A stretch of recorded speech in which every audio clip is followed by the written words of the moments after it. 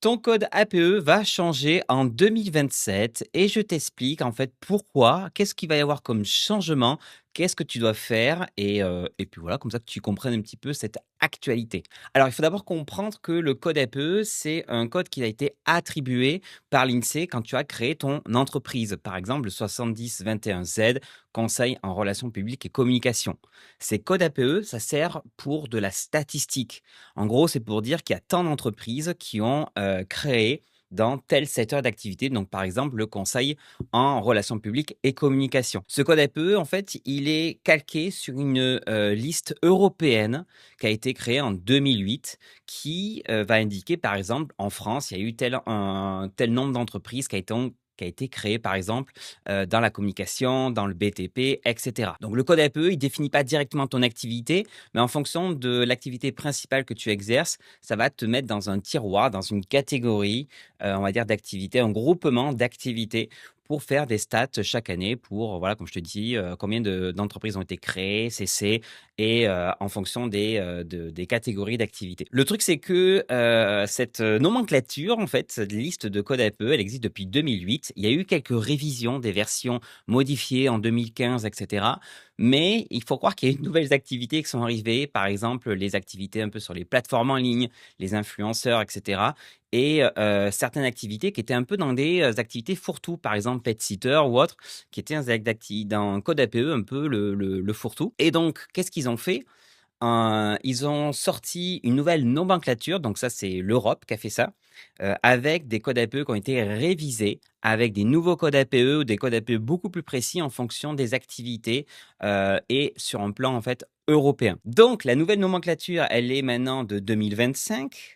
Mais elle va être appliquée à partir du 1er janvier 2027. Donc, l'année 2026, qu'est-ce qui va se passer? Ça va être une année de transition. Tu vas voir sur ta fiche entreprise les deux codes APE, celui que tu as actuellement et celui que tu auras en 2027. Alors là, tu vas me dire, Florian, qu'est-ce que je dois faire? C'est un peu la panique. Est-ce que je dois faire une modification? Non, tu n'as rien à faire. Ça va se faire automatiquement. En fait, il y a une correspondance entre les différents codes APE et tu vas voir ton code APE va changer. Alors, le plus souvent, il y a juste une lettre qui change.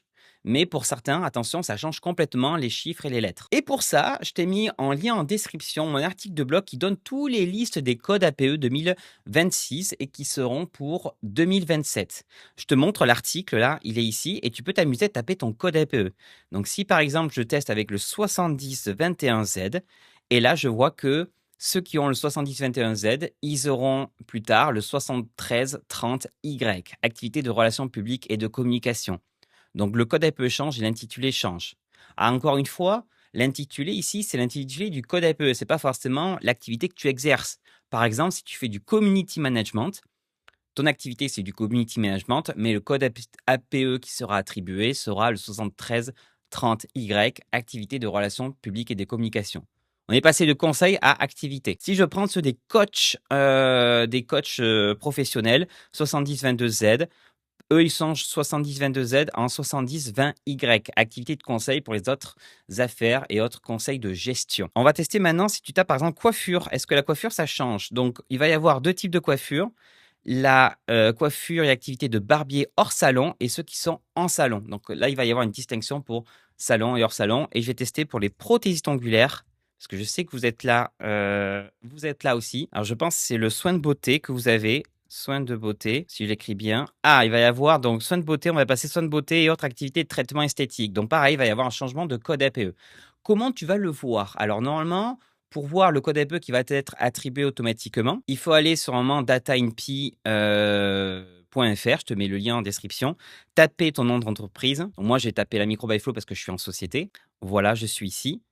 Et normalement, ça devrait être affiché ici. Alors, c'est pas encore, hein, il faut qu'ils le mettent à jour, mais ça devrait être affiché ici. Il y a un autre endroit où tu peux le voir, c'est sur le site avis-situation-sirène.insee.fr. Tu vas mettre ton numéro de sirène, t'attends que ça charge, et là, bon, ils l'ont toujours pas encore affiché, mais on va voir le 6312Z si je vais sur mon article. 6312Z, est-ce que je passe à la casserole? Alors là, c'est super ce qu'on voit. On voit deux trucs. On voit un code APE et on va avoir deux nouveaux codes APE pour ce code APE là. C'est-à-dire qu'ils vont, en fonction de l'activité que tu vas mettre, ça va être précisé. il y a autre activité de distribution de contenu et activité de portail de recherche sur le web. Donc moi, je pense que je vais être peut-être ici. Donc, il faudra voir 6391Y. Pour l'instant, l'INSEE n'a pas de fiche qui va expliquer ce que c'est, mais ça arrivera. Et moi, je te l'indiquerai quand j'aurai un intitulé des activités. Donc là, pour le moment, c'est le changement qu'il va y avoir. Donc 2026, c'est une année de transition. Touche à rien, tu n'as pas à faire de modification de code APE, rien du tout. Par contre, ce qu'il faut vérifier dans ton cas, c'est sur le site Data INPI, là, de bien vérifier que dans les activités principales, il y ait bien l'activité précise que tu fais. Par exemple, si tu es prothésiste ongulaire, qui est marqué prothésiste ongulaire et pas soin de beauté. Soin de beauté, ça doit être indiqué dans le code APE, mais il faut bien que tu donnes la bonne catégorie d'activité, enfin l'activité principale que tu exerces spécifiquement. Voilà concernant l'actualité. S'il y a d'autres actus, je te le dis, n'hésite pas à t'abonner à la chaîne YouTube et à t'inscrire à la newsletter. Et je te dis à très bientôt pour une nouvelle actu sur la micro. Salut!